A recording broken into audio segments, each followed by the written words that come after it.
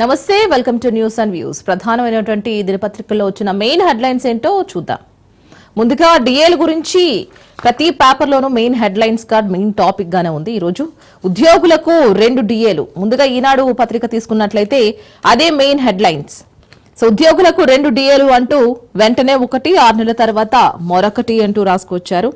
నెలకు 700 కోట్ల చొప్పున బకాయిలు చెల్లింపు, ఉద్యోగి భాగస్వామ్య చెల్లింపుతో వైద్య చికిత్సలు, సీఎం చైర్మన్ గా ప్రత్యేక ట్రస్ట్, మహిళా సంఘాల సభ్యులు మృతి చెందితే 10 లక్షలు, హ్యామ్ విధానంలో రోడ్లకు పచ్చజెండా, మెట్రో 2వ దశ విస్తరణకు ఆమోదం. మంత్రి మండలి భేటీలో ఈ కీలక నిర్ణయాలు తీసుకోవడం అయితే జరిగింది. డిఎల్తో పాటు ఇవి కూడా మనకి రాబోతున్నాయంటూ నిన్న భేటీలో మనకి తెలిసిన విషయమే. మన సీఎం నిన్న ఇట్లాంటి వ్యాఖ్యలు చేశారు. రాష్ట్ర ప్రభుత్వ ఉద్యోగులకు మంత్రి మండలి నుంచి శుభవార్త అయితే అందిందనే చెప్పుకోవచ్చు. సో ఇప్పుడైతే ఒక డిఏ అంటే ఒక 6 నెలల తర్వాత మరొకటి అంటూ కూడా రాసుకువచ్చారు. సో ఇంకో వార్త చూసుకున్నట్లయితే మావోయిస్టులకు మరో ఎదురు దెబ్బ. ఎన్కౌంటర్లో అగ్రనేత సుధాకర్ మృతి. 25 ఏళ్లకి సాయుధ బాట పట్టారు. 40 ఏళ్లుగా అజ్ఞాతంలోనే ఉండిపోయిన ఆయన ఎన్కౌంటర్లో మృతి చెందడం అయితే జరిగింది. సుధాకర్ మృతి. మావోయిస్టులకు కోలుకోలేని మరో ఎదురు దెబ్బ తగిలింది అని చెప్పుకోవచ్చు. తాజాగా ఛత్తీస్గఢ్లో బీజాపూర్ జిల్లా నేషనల్ పార్క్ ఏరియాలో గురువారం తెల్లవారుజామున జరిగింది. ఎదురు కాల్పుల్లో మావోయిస్టు పార్టీ అగ్రనేతలు మృతి చెందినట్లు వార్త అయితే ఇక్కడ ప్రచురించడం జరిగింది. ఒక వార్త చూసుకున్నట్లయితే ఆర్కే వైస్ పై విజిలెన్స్. రంగంలోకి నిఘా బృందాలు, విచారణ ఆరంభం. రాజ్యాభిలేఖ పరిశోధనాలయంలో వాగ్మూలాల సేకరణ. ఈనాడు ఈటీవీ కథనంలో అంశాలపైనే ప్రధాన దృష్టి. మన విచారణ అనంతరం గురువారం ఆర్కైవ్స్ ప్రధాన కార్యాలయం నుంచి విజిలెన్స్ బృందం అయితే రావడం అయితే జరిగింది. మరి Telangana state archives and research institute లో అక్రమ కార్యకలాపాలు నిఘా తేల్చడంపై విజిలెన్స్ అండ్ టీం విభాగాలు చర్చించాయి. మరి విచారణ కోసం అదనపు ఎస్పీ ఆనంద్ నేతృత్వంలో ప్రత్యేక బృందాన్ని నియమించింది. మరి ఆ స్థానంలో నకిలీ పత్రాలు ఉండడంతో పాటు అవే అసలైనవంటూ రాజముద్ర వేసి మరీ ఇస్తూ కొందరు కారణమవుతున్న వైనంలో ఈ బృందం విజిలెన్స్ టీం అంతా దాన్ని విచారించడానికి సిద్ధమైంది అంటూ రాసుకువచ్చారు. సో నిన్నటి నుంచి ఎమ్మెల్యే మాగంటి ఆరోగ్యంపై అందరికీ ఆతృత అయితే నెలకొంది. సో అత్యంత విషమంగా ఉందంటూ కూడా రాసుకొచ్చారు. ఎమ్మెల్యే మాగంటి ఆరోగ్యం అత్యంత విషమం. మరి ఇంట్లోనే గుండెపోటు, ఏఐజీకి తరలింపు, సిపిఆర్ చేయడంతో తిరిగి పనిచేసిన గుండె, వెంటిలేటర్పై కొనసాగుతున్న చికిత్స. మన శాసనసభ్యుడు భారస నేత మాగంటి గోపీనాథ్ ఆరోగ్యం అత్యంత విషమంగా ఉంది. ఆయనకు గచ్చిబౌలిలో ఏఐజీ ఆసుపత్రిలో వెంటిలేటర్పై చికిత్స అందిస్తున్నారు ప్రస్తుతం. ఇంకొక వార్త చూసుకున్నట్లయితే ఉపకరణాలు పొందేందుకు 40% వైకల్యం ఉంటే చాలు అంటూ రాసుకువచ్చారు. కొత్త విధి విధానాలు జారీ చేసిన ప్రభుత్వం.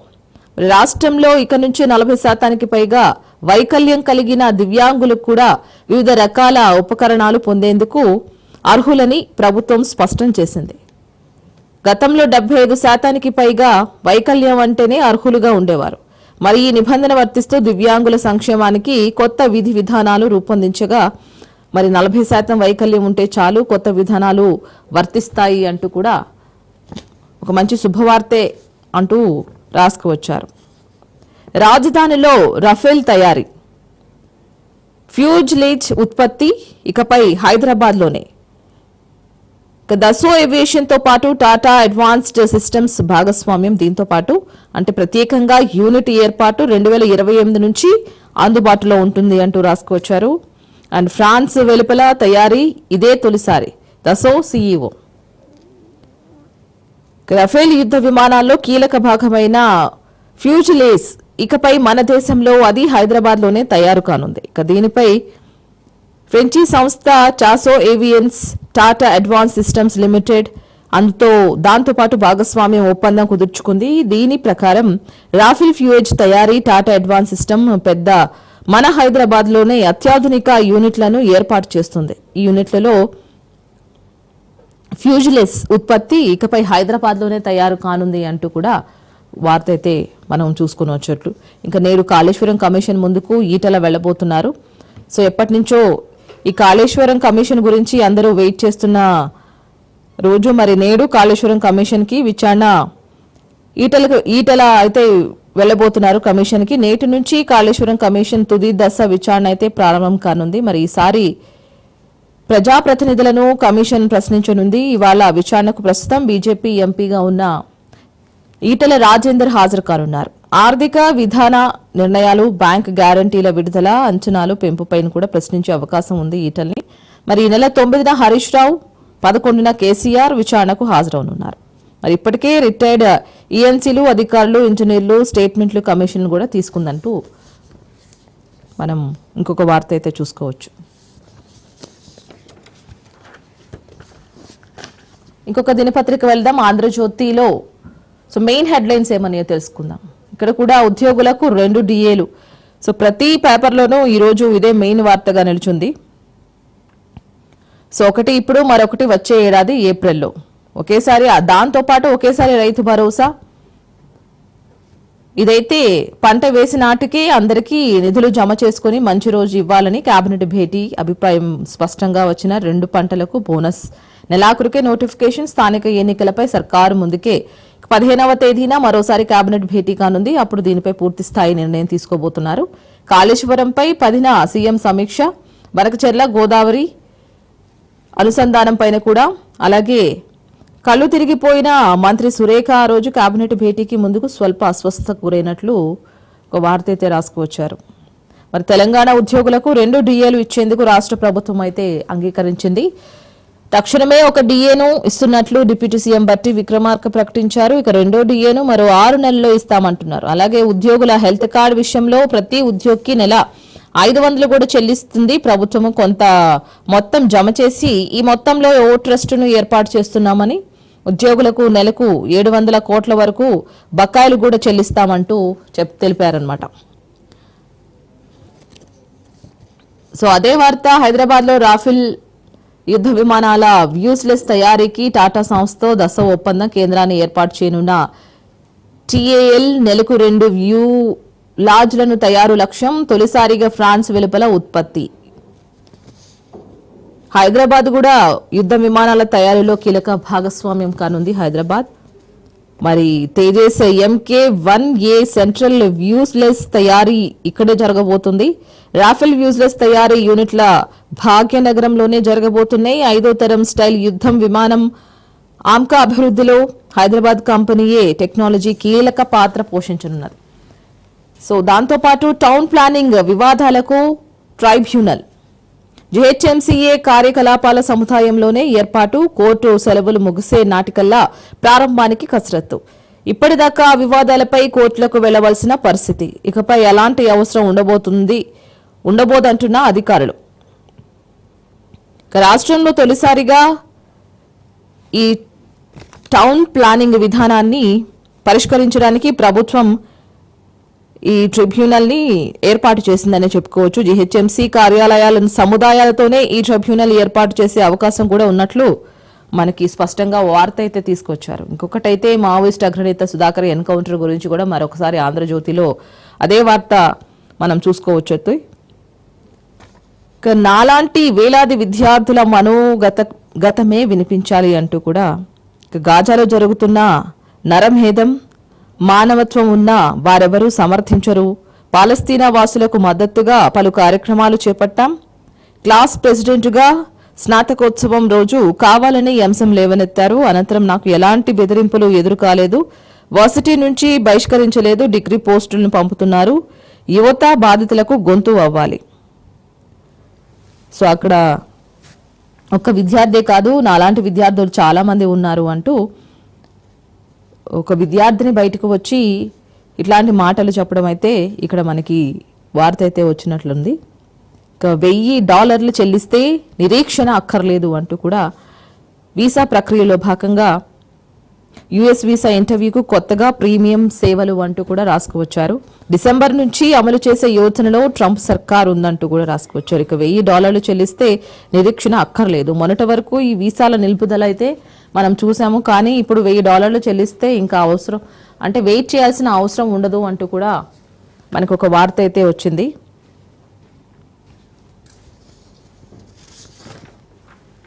సో నెక్స్ట్ పేపర్కి వెళ్దాం. సాక్షి దినపత్రికలో మెయిన్ హెడ్లైన్స్ కూడా ఇక్కడ ఉద్యోగులకు 2 డిఏలు, అలాగే హైదరాబాద్లో రాఫెల్ గురించి కూడా రాసుకువచ్చారు. అండ్ ఆర్సీబీ ప్రతినిధుల్ని అరెస్టు చేయాలి. సో బెంగళూరులో విజయోత్సవాల్లో భాగంగా మనకు తెలిసిందే.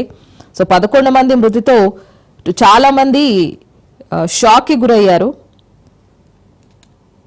మరి డీజీపీకి కర్ణాటక సీఎం సిద్ధరామయ్య ఆదేశం. ఆర్సీబీ ప్రతినిధుల్ని కూడా అరెస్టు చేయాలంటూ కూడా రాసుకువచ్చారు. సో 18 ఏళ్ల నిరీక్షణ తర్వాత ఆర్సీబీ ఐపీఎల్ ట్రోఫీని గెలుచుకున్న మాట వాస్తవం. అందులో బెంగళూరులో జరిగిన విజయోత్సవాలు మరి చూసేందుకు లక్షలాది మంది అభిమానులు తరలివచ్చారు. కానీ ఈ విజయోత్సవం కొద్ది గంటల్లోనే విషాదంగా మారిందని మనం చెప్పుకోవచ్చు. ఎందుకంటే తొక్కిసలాటలో 11 మంది ప్రాణాలు కోల్పోయారు. అసలు ఈ ఘటనలో తప్పెవరిది? ఆర్సీబీ మేనేజ్మెంట్దా, కర్ణాటక ప్రభుత్వానిదా, పోలీసులదా, లేక అభిమానులదా, అక్కడికి వచ్చిన అభిమానులదా? ప్రతి ఒక్కరూ నిన్న నుంచే ఇదే విషయాన్ని అందరూ చర్చించుకోవడం అయితే జరిగింది. సో దానికి సంబంధించి ఆర్సీబీ ప్రతినిధుల్ని అరెస్టు చేయండి అంటూ మన డీజీపీకి కర్ణాటక సీఎం సిద్ధరామయ్య ఆదేశాలు అయితే జారీ చేశారు. కర్ణాటక క్రికెట్ సంఘం ఈవెంట్ మేనేజ్మెంట్ల మెడకు ఉచ్చు అంటూ కూడా రాసుకొచ్చారు. బెంగళూరు పోలీస్ కమిషనర్ సహా 5 పోలీసులపై వేటు, విచారణకు ఏకసభ్య జ్యుడిషియల్ కమిషన్ ను నియమించిన ప్రభుత్వం. ఈ ఘటనపై పూర్తిస్థాయి నివేదిక కోరిన కర్ణాటక హైకోర్టు. మృతుల కుటుంబానికి 10 లక్షల చొప్పున పరిహారం ఇస్తామన్న ఆర్సీబీ. సో నిన్న రణరంగం, నేడు నిశ్శబ్దం అంటూ కూడా ఇంకొక వార్త అయితే ఉంది. భయం గుప్పెట్లో పెద్ద దన్నాడ. 12 మంది రైతులు అరెస్ట్, 14 రోజుల రిమాండ్. ఘటనపై జాతీయ మానవ హక్కుల కమిషన్లో ఫిర్యాదు. ఇథనాల్ ఫ్యాక్టరీ ఏర్పాటులో ఒప్పుకునేది లేదన్నా కూడా రైతులు.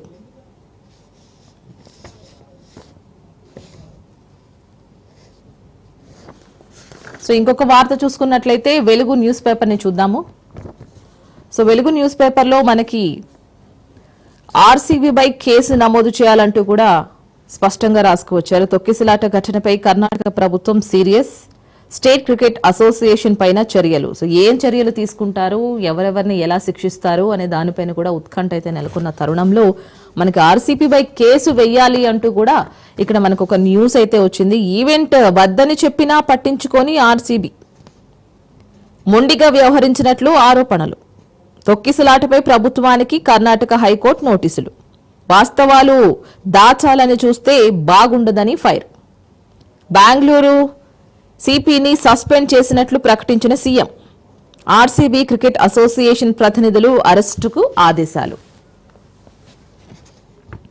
మరి తొక్కిసలాట ఘటనపై RCB management, Karnataka state cricket association, event management సంస్థ, డిఎన్ఏ ఎంటర్టైన్మెంట్ నెట్వర్క్స్ పై మరి కబ్బన్ పార్క్ పోలీసులు గురువారం సుమారుగా కేసు నమోదు చేశారు. క్రిమినల్ నెగిటివిటీస్ కేసులో ఈ సంస్థను నిందితులుగా పేర్కొంటూ భారతీయ న్యాయ సంహిత 5లో వేరువేరు సెక్షన్లతో పాటు కొన్ని సెక్షన్లు అయితే వీరందరికీ కూడా ఖరారు చేసినట్లు మనకు ఒక న్యూస్ అయితే ఉంది. సో ఇందులో కూడా ఉద్యోగులకు 2 డిఏల గురించి. సో ఇదే ప్రముఖంగా ప్రతి పేపర్లోనూ ఉద్యోగులకు డిఏల గురించే రాసున్నారు. ఇంకొకటి, నేటి నుంచి కాళేశ్వరం కమిషన్ తుది దశ విచారణ. సో ఈ విచారణ కోసం హాజరు కానున్న ఈటల రాజేంద్ర ఈరోజు. ఏపీ జలదోపిడీపై బీజేపీ సైలెన్స్.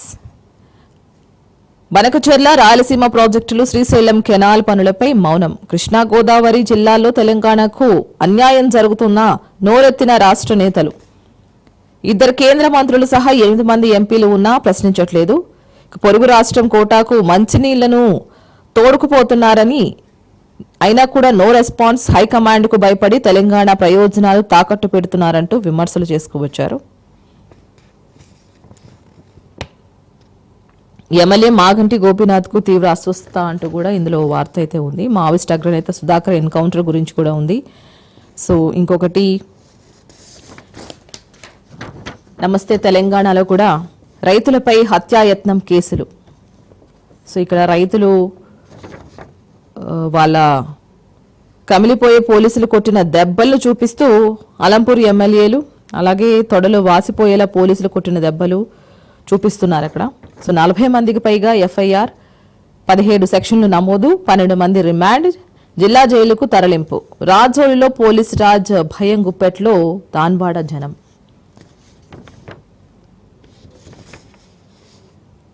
దొరికినోళ్ళు దొరికినట్లే అరెస్టులు చేశారంటే రాత్రంతా పోలీస్ స్టేషన్లోనే మార్చి చిత్రహింసలు పెట్టి దారుణం. ఇంధనాల్ కంపెనీ సీఈఓ ఫిర్యాదుతో రైతులపై మారణాయుధాలతో దాడి. కంపెనీ సీఈఓ స్ట్రిక్ట్ పోలీసులదే. అర్ధరాత్రి గ్రామాలపై దాడులకు ప్లాన్. మరో లగచర్లగా రాజోళి రణరంగం. నాడు ఫ్యాక్టరీని వద్దన్న వారే నేడు పోలీసులను మోహరించి పనులు. ఘటనతో సంబంధం లేని వాఘర్ కర్నూల్ సబ్ జైలర్ కూడా కేసు నమోదు. కాలుష్యం వెదజల్లే ఇంధనాల్ ఫ్యాక్టరీ మాకొద్దంటూ ఆందోళనకు దిగిన రైతులపై ప్రభుత్వం ఏకంగా హత్యాయత్నం కేసులు పెట్టి జైలుకు తరలించింది. జోగులాంబ గద్వాల జిల్లా అలంపూర్ నియోజకవర్గంలో రాజౌలి మండలం పెద్ద దవ్వాడ గ్రామంలో ప్రజాభిప్రాయానికి వ్యతిరేకంగా ఏపీ సీఎం చంద్రబాబు శిష్యులకు చెందిన ఇంధనాల్ కంపెనీ నిర్మాణ పనులు చేపడుతూ ఉండడంతో నిన్న బుధవారం వందలాది మంది రైతులు తిరుగుబడ్డ విషయం మనకు తెలిసిందే. మరి ఈ ఘటనపైన గాయత్రి ఇంధనాల్ కంపెనీ సీఈఓ మంజునాథ్ ఫిర్యాదు మేరకు పోలీసులు గురువారం 40 మందికి పైగా కేసులు పెట్టారు. 17 సెక్షన్లు నమోదు చేసి 12 మందిని రిమాండ్కి తరలించారు. అలాగే జిల్లా జైలుకు కూడా తరలించడం అయితే జరిగింది. సో అదే ఇక్కడ రైతులపై హత్యాయత్నం కేసు అంటూ కూడా పెద్ద వార్తే మనకైతే ఇక్కడ ఉంది. చేరియాల భూములకు కూడా చెర అంటూ కూడా రాసుకొచ్చారు. ఇంకోటి ప్రాణాలు పోయినా భూములు ఇవ్వం. నాగర్ కర్నూలు జిల్లాలో బాల్మూరి మండలంలో 4 గ్రామాలు సర్వేకు అడ్డుపడ్డ అన్నదాతలు మొదట చేపట్టిన విధంగానే ఉమామహేశ్వర్ ప్రాజెక్టు సర్వే చేయాలని రైతులు డిమాండ్. సో రైతులు బయటకు వచ్చి డిమాండ్ చేస్తున్నా కూడా ఎవరు ఇటు ప్రభుత్వం కానీ ఇటు పోలీసులు ఎటువంటి చర్యలు తీసుకోకపోగా రైతులపై హత్యాయత్నం కేసులు పెడుతున్నారు. అలాగే 40 మంది ఎఫ్ఐఆర్ కూడా నమోదు చేసినట్లుగా కూడా ఇక్కడ తెలుస్తుంది.